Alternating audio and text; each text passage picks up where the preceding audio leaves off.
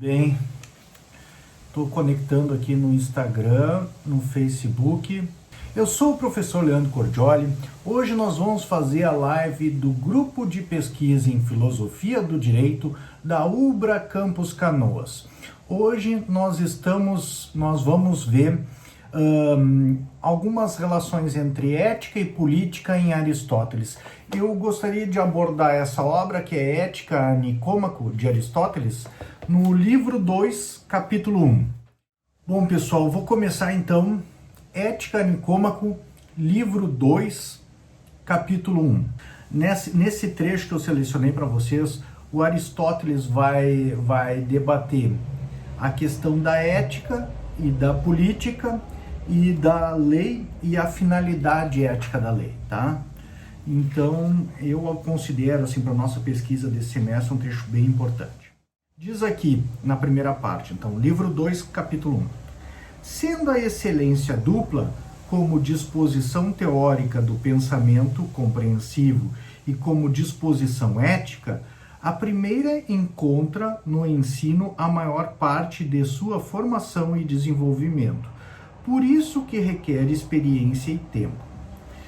A disposição do caráter resulta antes de um processo de habituação, de onde até terá recebido seu nome, hábito, embora se tenha desviado um pouco de sua forma original. Então, primeiro, o Aristóteles está falando aqui em que consiste as excelências, as virtudes. Aí ele vai dividir a teoria da virtude deles em duas modalidades. As virtudes dianoéticas, aquilo que ele chama aqui de virtudes teóricas ou do pensamento compreensivo, porque na verdade as virtudes dianoéticas podem ser práticas também. Tem a razão prática e a prudência, que é uma virtude dianoética prática, tá? Então, eu até acho que essa tradução em espanhol que eu tenho aqui, né, que está disponível lá no site do Grupo de Pesquisa em Filosofia do Direito para vocês, que é gpfdir.com, ela está disponível em formato digital, tem uma tradução em português, tem a tradução em espanhol bilíngue, né? Ela traduz esse trecho um pouquinho melhor. Então traduz assim: como existe duas classes de virtude, a dianoética e a ética, né? A dianoética, então, é essa virtude da parte racional da alma, tá?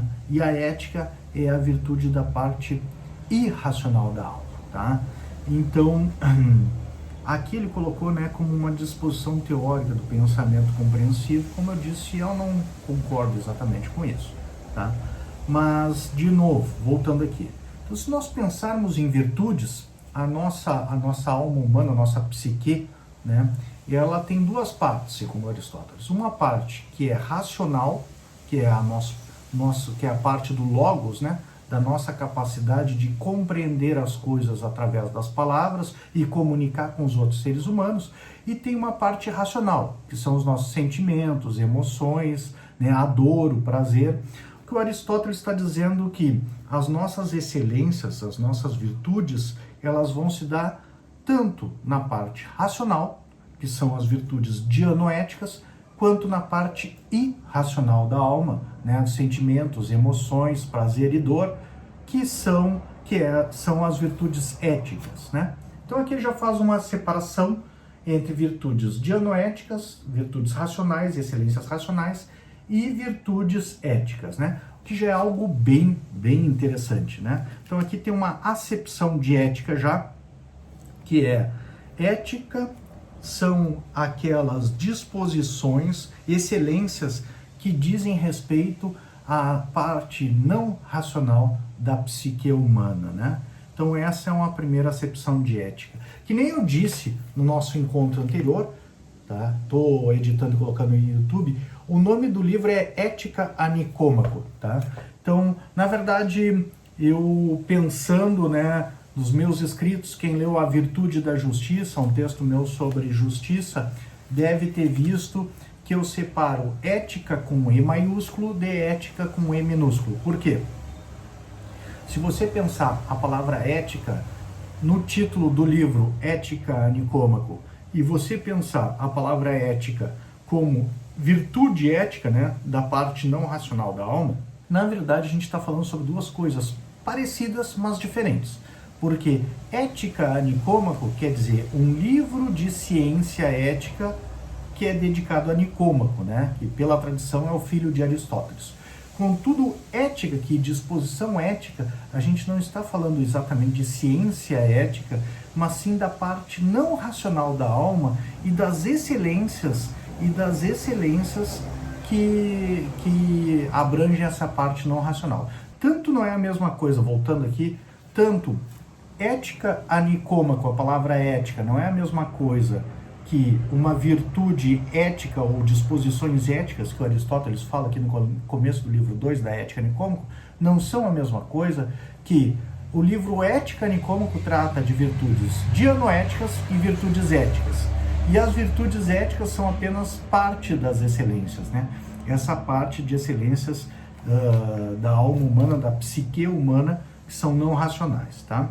Aqui vale também a gente ir na nossa tradução em espanhol, que eu coloquei disponível para vocês em formato digital, porque na tradução em português isso não ficou muito claro.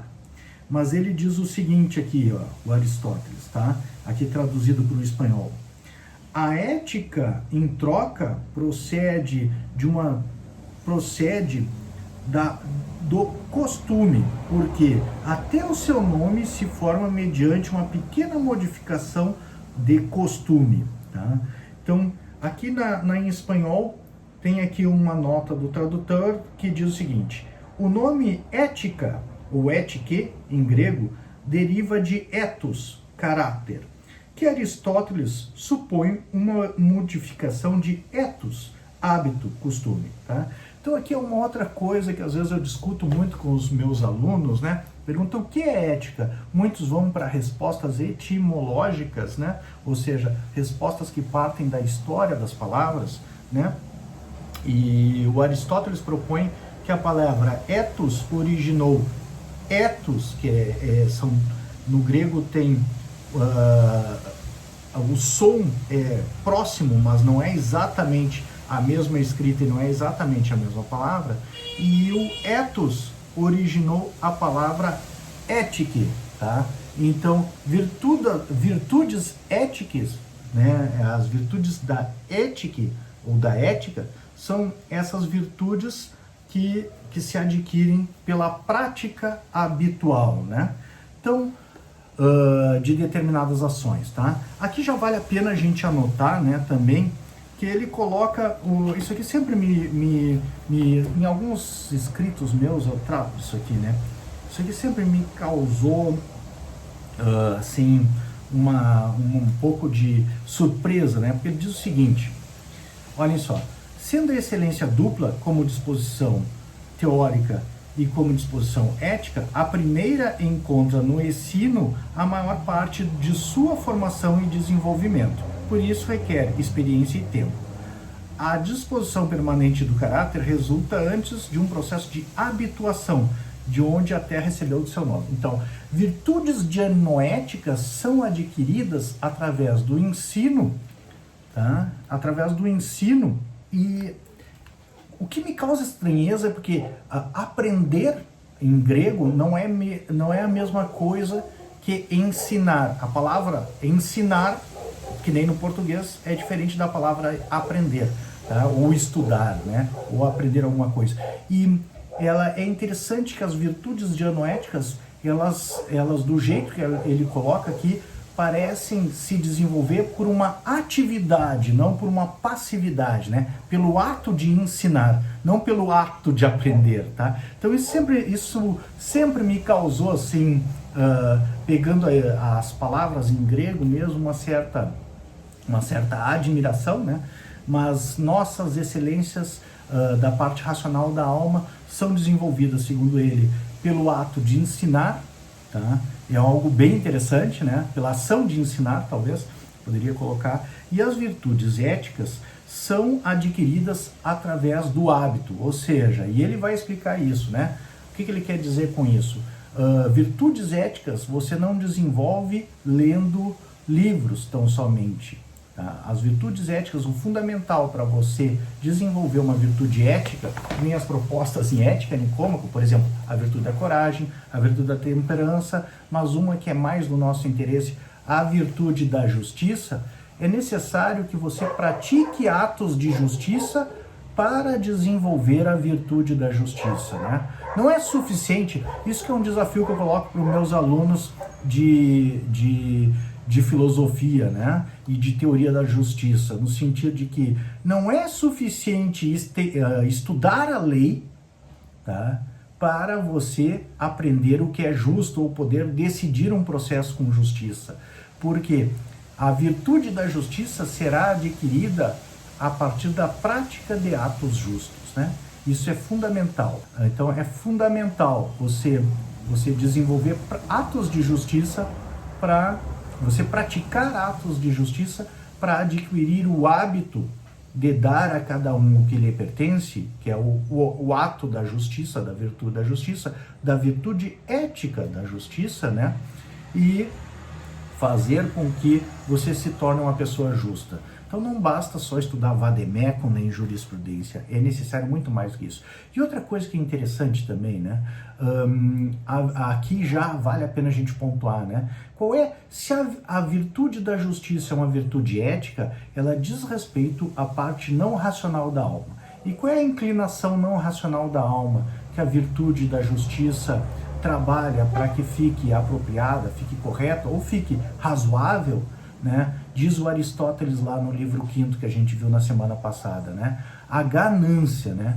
Então, aquele sentimento que a gente tem de querer o que não é o nosso. Ganancioso, por exemplo, é aquela pessoa que não se contenta apenas com o que é o próprio, que é o que é dos outros. Então, a pessoa justa é aquela pessoa que pega esse sentimento de ganância a respeito das coisas e consegue torná-lo razoável, tendo esse sentimento em relação àquilo que lhe pertence e dando aos outros o que lhe pertence, não desejando, não querendo aquilo que pertence aos outros, né? Então a pessoa gananciosa também acaba sendo uma pessoa injusta, tá?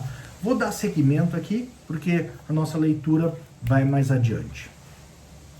Então esse é um primeiro ponto em que ética e as virtudes dianoéticas aparecem aqui para nós, tá?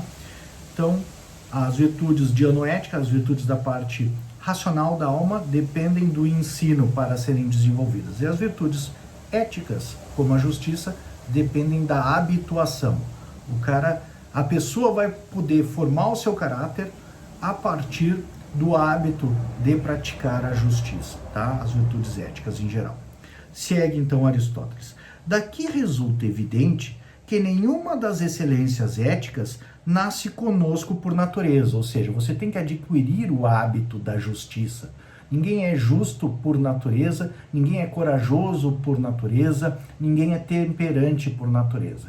Você pode até já ter uma índole corajosa, uma índole justa, uma índole temperante. Porém, a virtude da justiça, a virtude da temperança e a virtude da coragem serão desenvolvidas pelo hábito, né? Você tem uma inclinação para agir de determinada forma, assim como animais não racionais podem ter, assim como crianças podem ser já crianças generosas, podem ser crianças temperantes ou podem ser até crianças justas, né?